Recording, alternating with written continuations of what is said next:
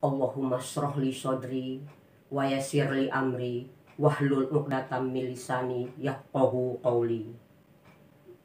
Alhamdulillahirabbil alamin wassalatu wassalamu ala asyrafil anbiya'i wal mursalin wa ala alihi wa ashabihi ajma'in. Alhamdulillahillazi hadana li hadza wa ma kunna linahtadiya laula an hadanallah.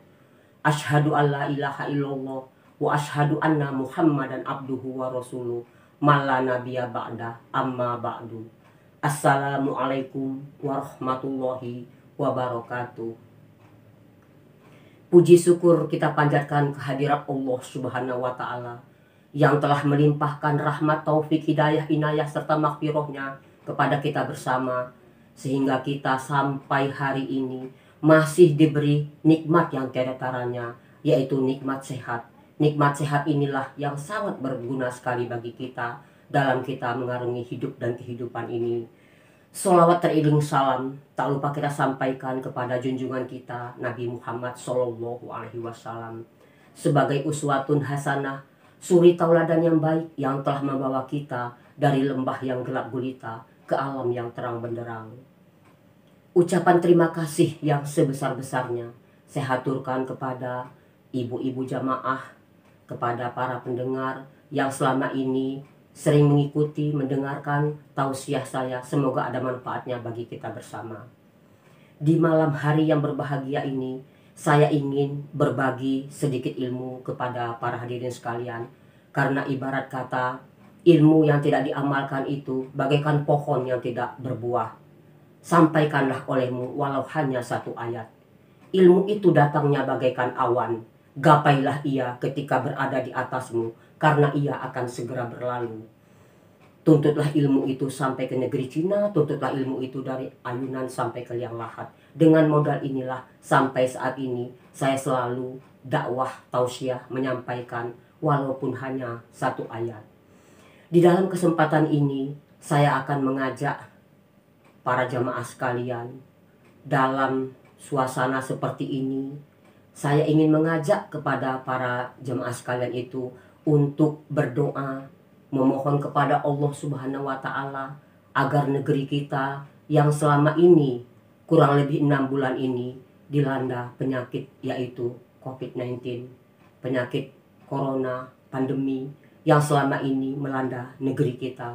Saya akan mengajak para jemaah sekalian ini untuk memohon kepada Allah agar Allah mengangkat penyakit ini, agar kita kembali kepada suasana seperti yang dahulu kala, kita bisa beraktivitas, kita bisa melakukan hal-hal yang baik kembali, bisa berada lagi, berkumpul bersama, yaitu dengan jamaah-jamaah di masjid-masjid taklim, di tempat-tempat ibadah yang lainnya, di musola-musola, di dalam pengajian rutin, ataupun di dalam pengajian-pengajian pada hari-hari besar agama Islam seperti Isra Mi'raj, Maulid Nabi dan lain sebagainya. Untuk itu para hadirin sekalian, saya akan membacakan, mengajarkan sedikit pengalaman ini. Saya akan berbagi, yaitu bagaimana caranya supaya apa yang dikatakan nanti di dalam ceramah saya ini, intinya nanti adalah la takhaf wa la tahzan innallaha ma'ana. Jangan takut dan jangan gentar, sesungguhnya Allah beserta kita. Ud'uni astajib lakum, mintalah kepadaku kata Allah, niscaya akan aku kabulkan segala permintaanmu itu jika aku ridho. Hadirin yang berbahagia, kalau kita berdoa kepada Allah itu sebaiknya adalah pada 2/3 malam.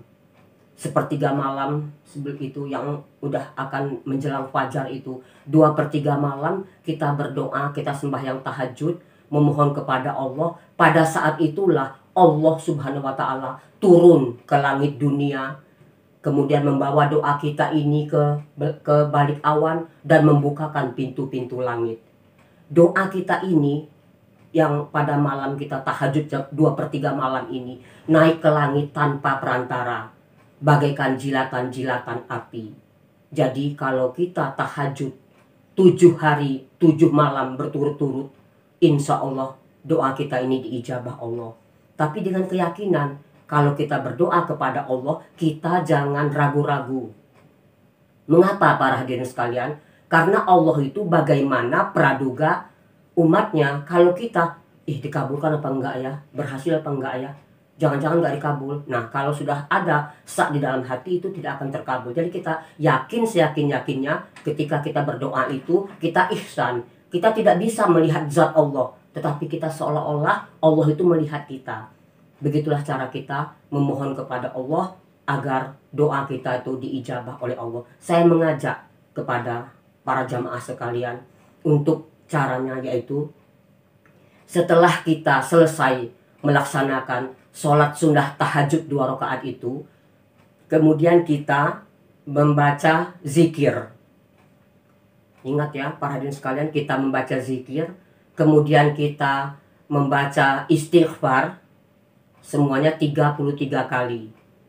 Jadi kalau para hadirin sekalian ingat, ini 33 kali. Kalau tasbih tidak ada, cukup dengan jari kita aja. Kita anggap ruas jari kita ini, yang ibu jari ini kan 2, ruasnya dianggap 3. Jadi kalau 10 kali 3, 30 tambah 3 lagi. Jadi kita istighfar astagfirullahaladzim 33 kali, zikir 33 kali. Setelah itu baru kita adab berdoa.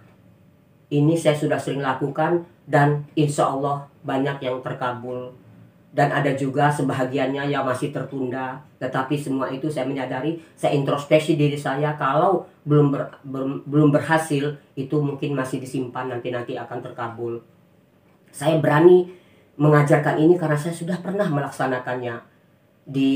Pada kita sholat tahajud itu, setelah selesai tadi, kita baca istighfar 33 kali, tasbih 33 kali, kita berzikir itu, kita baca itu, kemudian barulah kita ta'awuz. A'udzubillahi minasyaitonirrajim.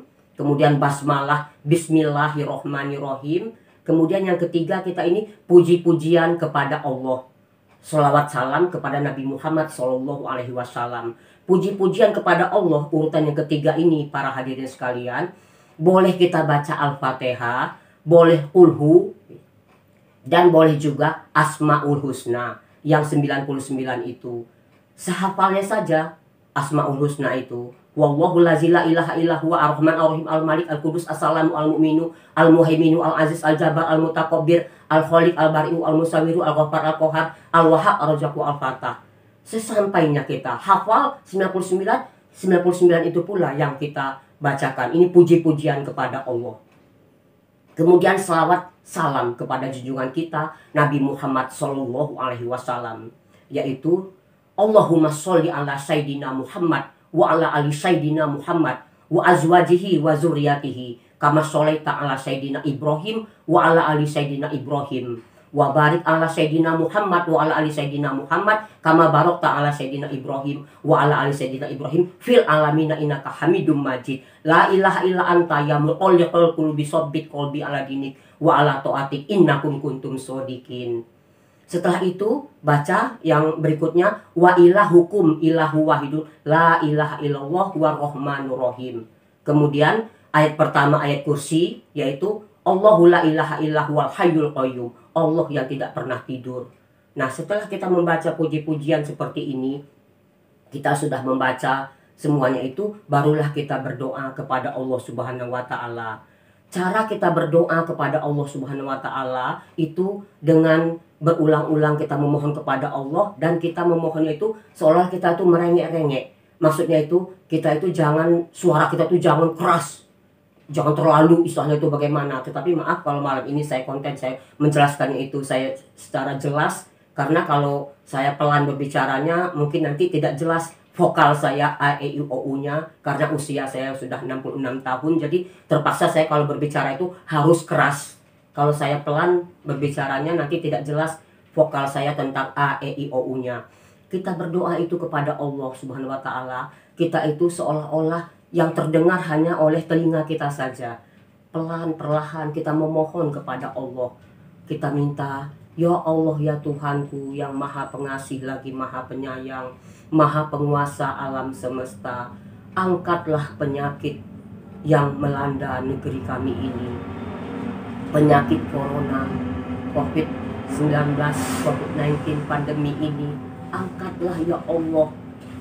Jadikanlah negeri kami ini negeri yang sehat kembali seperti sedia kala, agar kami bisa berdakwah, agar kami bisa mencari ilmu dunia wal akhirat. Kami yang haus akan ilmu pengetahuan, kami ingin mendengarkan pencerahan dari para ustadz ustazah, para mubalik-mubalighah. Ya Allah, kabulkanlah doa kami. Nah, itu yang kita minta kepada Allah Subhanahu wa taala. Kita minta kepada Allah agar penyakit ini dicabut, supaya kita bisa kembali berkumpul.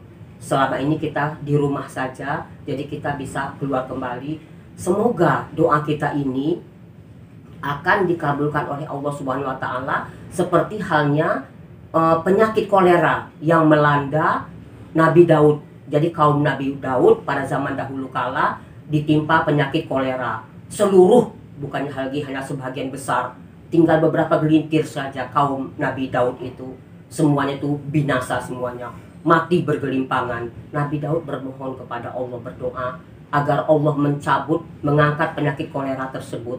Namanya doa Nabi Daud, doa Nabi langsung instan dijabah Allah, terkabul, penyakit itu hilang seketika itu juga. Sebagai ucapan rasa syukur, puji syukur Nabi Daud alaihissalam kepada Allah Subhanahu wa taala, maka Nabi Daud alaihissalam ini mengajak putranya yang bernama Sulaiman ini alaihissalam untuk membangun masjid, yaitu Baitul Maqdis. Jadi asal muasal Baitul Maqdis, seperti saya pernah terangkan dulu di tausiah saya beberapa waktu yang lalu, asal muasalnya pendirinya itu adalah Nabi Daud alaihissalam bersama putranya Nabi Sulaiman alaihissalam. Sebagai ucapan syukur, penyakit kolera semuanya itu dicabut oleh Allah, diangkat oleh Allah penyakit kolera tersebut. Demikianlah harapan kita agar kita juga semuanya ini terhindar dari penyakit tersebut. Nah, ini saya mengajak kepada para jamaah sekalian, ilmu yang saya berikan ini dengan tata cara tadi itu diamalkan. Bisa para jamaah sekalian mengajak tetangganya ngalor ngidul ngetan ngulon, itu 40 diajak. Tahajud 2/3 malam. Doanya hanya satu saja, yaitu minta kepada Allah agar penyakit yang sedang melanda negeri kita ini diangkat oleh Allah Subhanahu wa taala. Hadirin yang berbahagia, setelah doa ini kita juga akhiri doa ini dengan sholawat, yaitu dengan wassallallahu ala nabi wa ala alihi wa ashabi ajmain, subhana rabbika rabbil izzati amma yasifun, wassalamun alal mursalin, walhamdulillahi rabbil alamin. Nah, itu kita taqabbalallahu minna wa minkum, taqabbal ya karim, walhamdulillahi rabbil alamin. Sekian, wassalamualaikum warahmatullahi wabarakatuh.